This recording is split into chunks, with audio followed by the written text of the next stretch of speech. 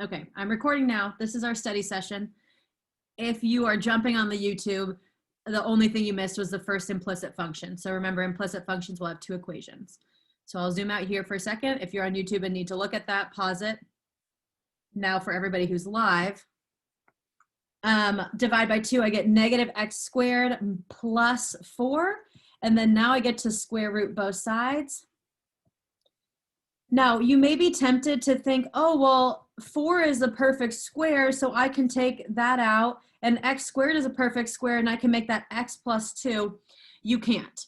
If it's a plus sign in the middle, we can't get rid of it. We can't factor it out. We just have to leave it under there. But that makes it easier, I think, because then when I simplify, I'm just going to have y equals positive. I'm not going to have enough space over there. I'm going to have y equals positive radical negative x squared plus 4, and I'm going to have y equals negative radical negative x squared plus 4. Again, you can't take the negative out and make it a y, an I. You can't take the squared out. You can't take the 4 out. You can't do anything crazy like that. Because there's a plus sign, all of them have to stay underneath. And honestly, I think that makes it easier. All right, Laura, did that help? Anybody? Yeah. Okay. I have a question, Miss White. Yeah, great. Thank you.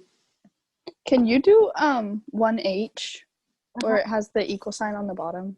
Yeah, that should be a minus sign. That was a typo. Oh. Should we do that one anyway, though?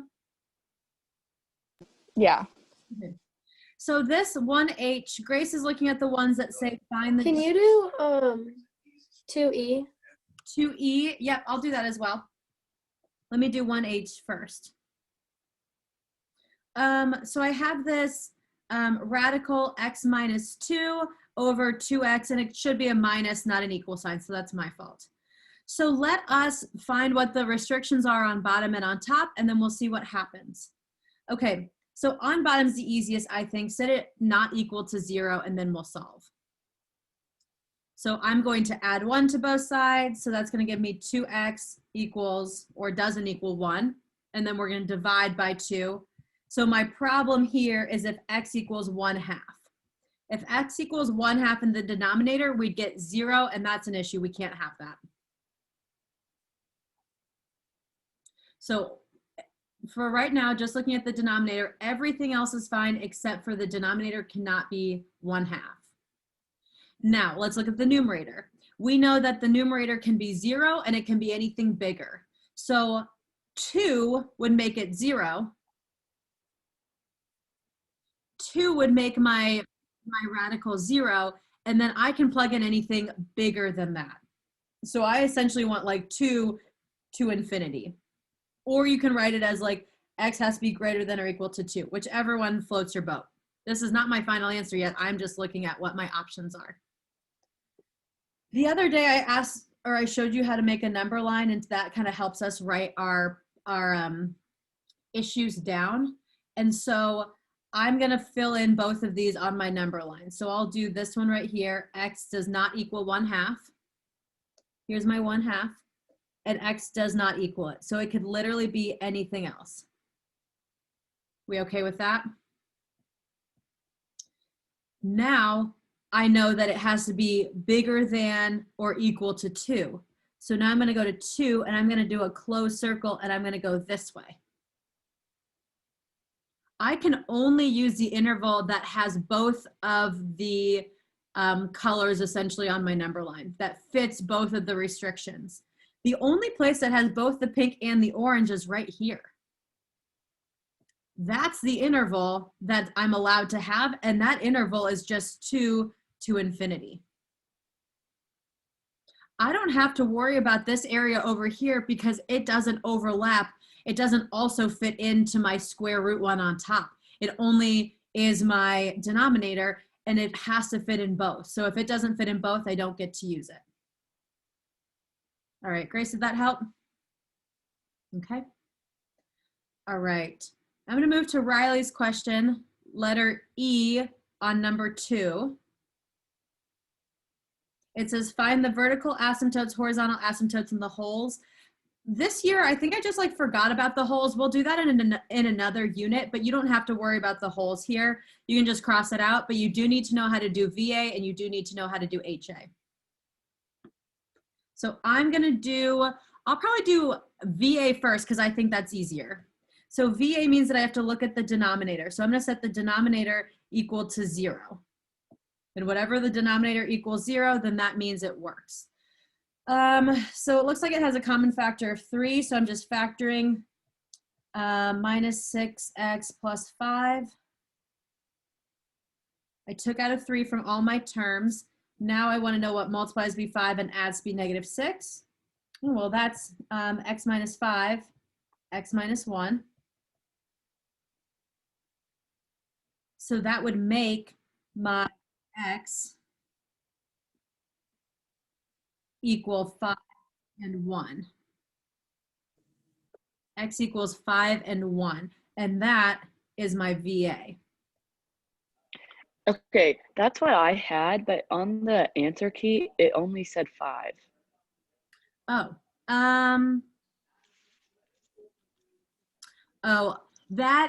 okay, don't worry about that. That was dealing with the holes, and we didn't get to holes this year, so don't worry about that. Okay. I have a question on that too. Wouldn't the 3 also be an asymptote, or would it just be a 0? So the 3 would not be an asymptote only because there's no x out here. Okay. And actually that asymptote would be at 0, but since there's no variable out there, that 3 is just like a coefficient. He doesn't matter. Okay. All right. Okay, any other questions on the VA? I have a question on the HA. Okay, what's up? On E and on D, I believe. Wait, if the x squared is like for D, for the x squared being in the bottom, and then there's like just an x on top, is that still the same thing? Like, no. So remember with HA, we have to look at our exponents. And so let's look at E because I'm going to argue that one's easier. So if I look at my x, okay, I have 2 and I have 2, right? Those are the same. When the exponents are the same, then I get to go to the coefficients and I get to make a fraction of the coefficients. So my HA here would be y equals 2 over 3. Now, to answer Laura's question on letter D, I have a 5x and I have an x squared. Those are not the same exponent, and the one on top is smaller. If the exponent on top is smaller, your HA is always y equals 0. Can you do the vertical asymptote for D? Let me make sure we're good on E first. Riley, you asked this. Are you good on this? Okay, awesome. Okay, so is that Lex asked about vertical asymptote on letter D? Yes.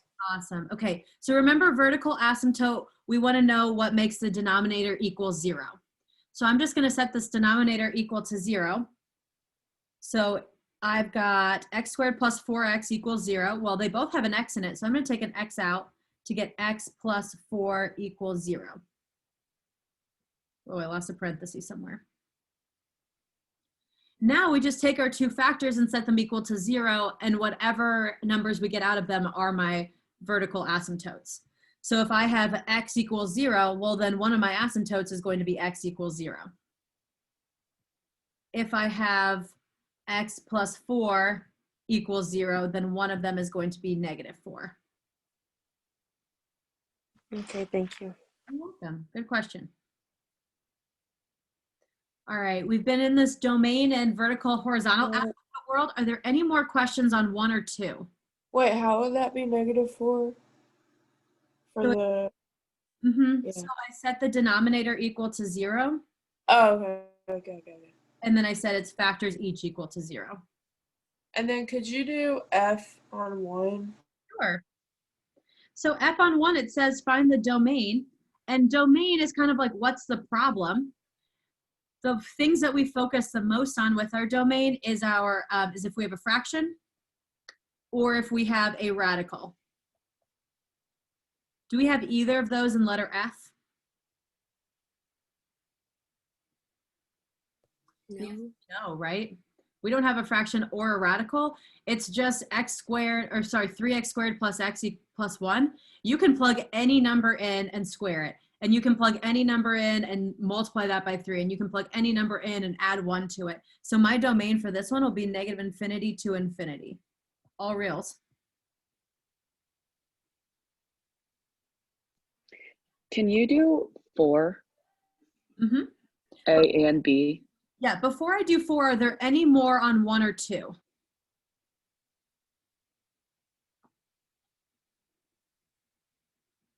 Anybody? Don't be shy. No, we're feeling okay on domain and vertical and horizontal asymptote? Good, I want us to. I want us to feel really good about that. I do agree with Laura that I think 4 is a good one to talk about. So let me see. Okay. Let me do this. Bring it down here. Okay. So this is one of my piecewise functions. It's like a Frankenstein function. So I'm going to start by making a graph.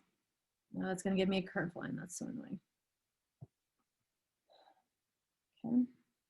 So I've got my graph, my little axis going, and it says that I'm doing x, my function is equal to x if x is less than or equal to 1. So 1 is kind of like my important point that I'm going to do everything around. So everything to the left of 1 is going to be y equals x. Well, as you guys demonstrated on your quiz, we know what y equals x is, right? It's a linear graph. Also, I didn't talk about it, but overall quizzes are awesome. And I put those grades in and I emailed them all to you. Did you guys all get my email of your PDF of all your stuff? Good. So I wanted to get that to you so you could study it, and I was very pleased with your quizzes. You guys took me seriously, and that means a lot. Good job. Okay.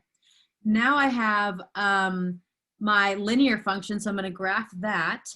I'm going to graph 0, 0, and it's essentially a line that goes through that, right? It kind of goes up 1 over 1, down 1 over 1, forever and forever. So it looks something like this.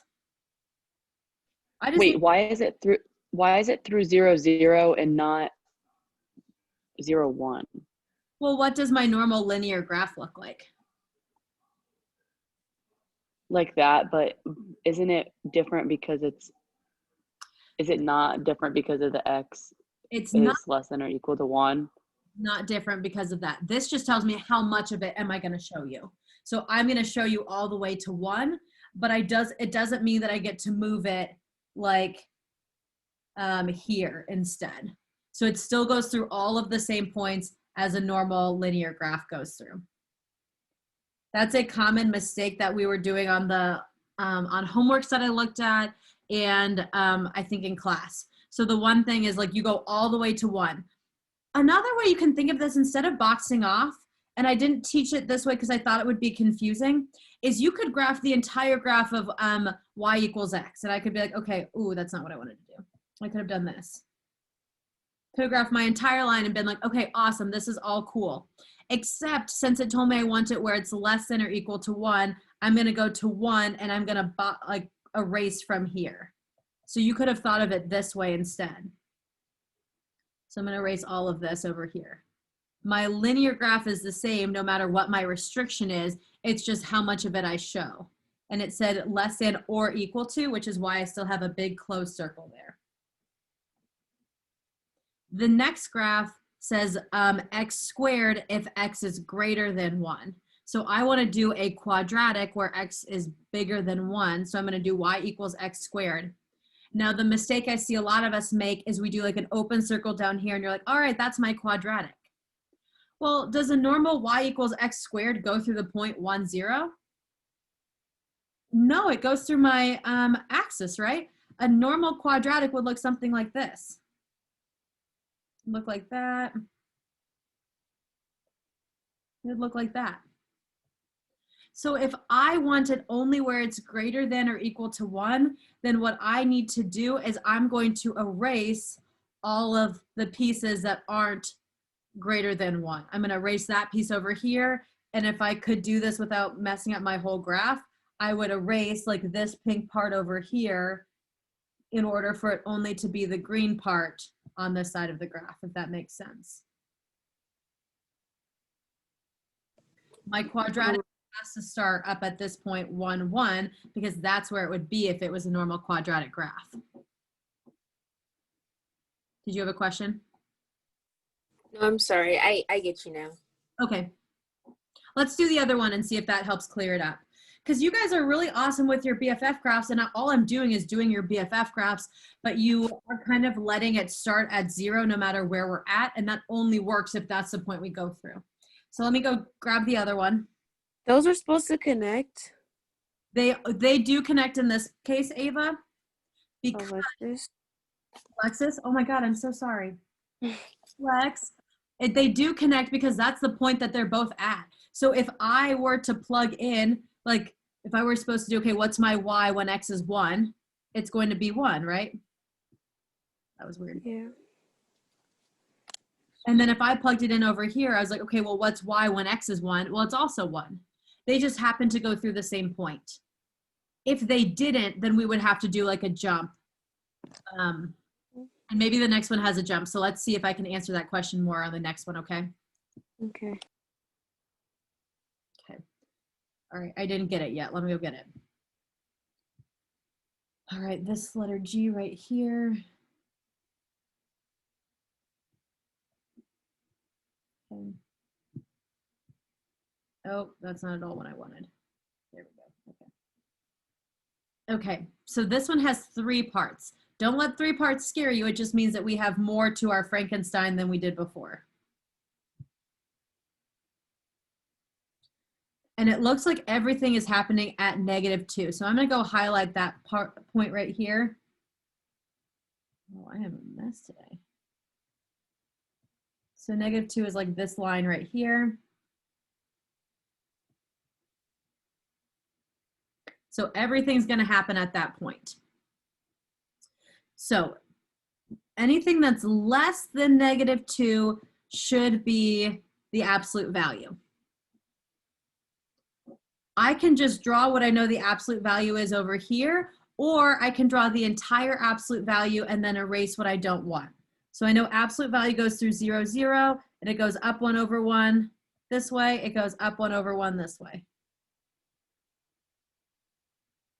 I want where it's less than, so I have to have an open circle here. So that like less than -2 isn't where you started. That's just like where you like cut it off at. Kind of where I catch up at. I can't start it like here because that's not what the absolute value is, right? Absolute value as a graph goes through 0, 0. So I have to mimic like it's going to go through 0, 0. Mm-hmm. And so technically this would have gone through 2, -2, because I would have had to go like up 1 over 1, up 1 over 1.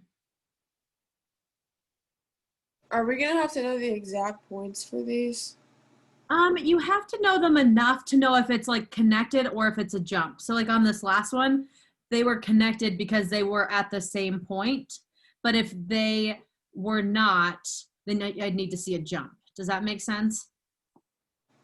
Yeah. I'm not going to ask you like what the quadratic is at like x equals 4. Like I don't need to know that. It's usually right around this like 1, 2, -1, -2 area. Kind of count those.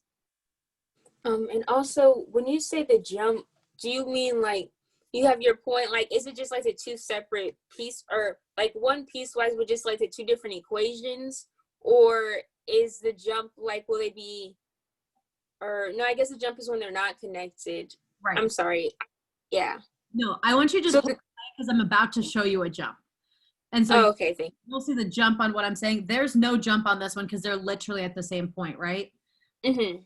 On this one, I'm going to show you there's no jump. Or there is a jump, sorry, they're not connected. Okay, got it. Thank you. Good. So you put an open or a closed circle where So it's like... On the first one, I did an open circle because it's less than.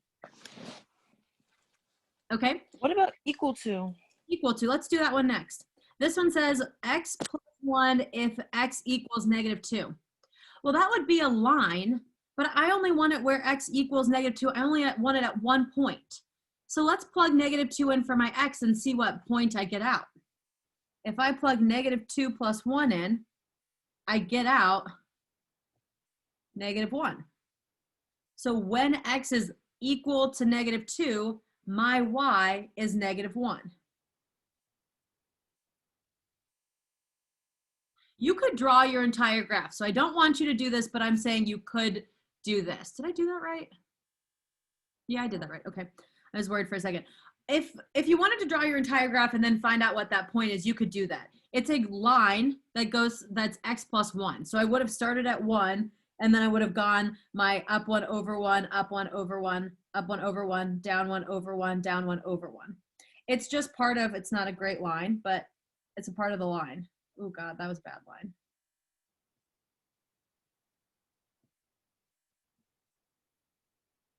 Does that make sense? But I only want that 1 point, so I don't need to draw that whole line. I just want the 1 point that I'm at. And the reason I know that I only need 1 point is because it literally says x equals -2. It doesn't say when x is between these 2 points, only when x equals -2. And then y equals -1. Mm-hmm. Y is -1 when x is -2. Got it. Thank you. You're welcome. And then the last one we have to graph is my quadratic when x is greater than -2. So we're going to draw a normal quadratic, and we are going to worry about what all the points are. So we know a normal quadratic goes through my origin, and then it's going to jump. It's going to give me a little curve like this. And it's going to give me a little curve like this. Ooh, that's too curved. What happens on this is that they don't touch. The purple and the pink graph aren't going to touch because x squared, if I plugged in -2 for x squared, I'm not going to get 2. I'm going to get 4. So I should be hitting like 4 right about here. I don't necessarily need to see it's at 4, but I need to see that they're not the same point.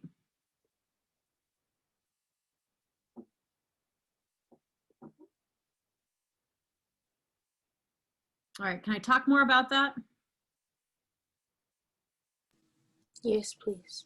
Okay. X squared is this whole side of the graph over here. I have to show a quadratic.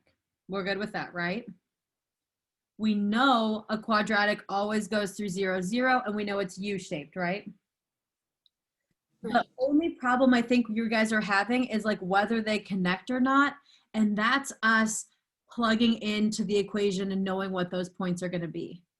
Since I know that my absolute value went through -2, it was less than -2. So if I did the absolute value of -2, my y value would be 2, which is why this pink open circle is at the point -2, +2.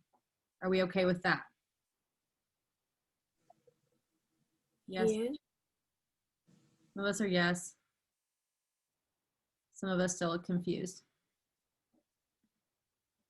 Okay, what I think some of us are getting all mixed up on is like, just because my focus point is at -2 doesn't mean that's like the origin and I can start an absolute value graph there or start my quadratic. What I think some of you want to do is something like this. You see a graph and you want to be like, okay, well, my thing that is -2, and I'm going to do my absolute value from this point, and I'm going to do my quadratic from this point, and then I'm going to have another point somewhere off the graph, right? You don't get to do that because that's not what my x squared, my absolute value of x looks like. It does not go through this point -2, 0. It goes through the point 0, 0. So I am going to catch it where it's past -2, but I don't want it on the other side of it. Okay, I understand that part, but like, I don't understand the plugging it in and knowing like whether it's gonna connect or not. So plugging in, it just tells you what your y value is. And so if your y value is going to be the same as the other y value, then they connect. So I know that -2 is an important piece for me. If -2 is important, I can plug it into all of these. So -2 absolute value will be +2. -2 plus 1 is going to be -1, and then -2 squared is +4. None of those numbers are the same, so there will be no continuity in this problem.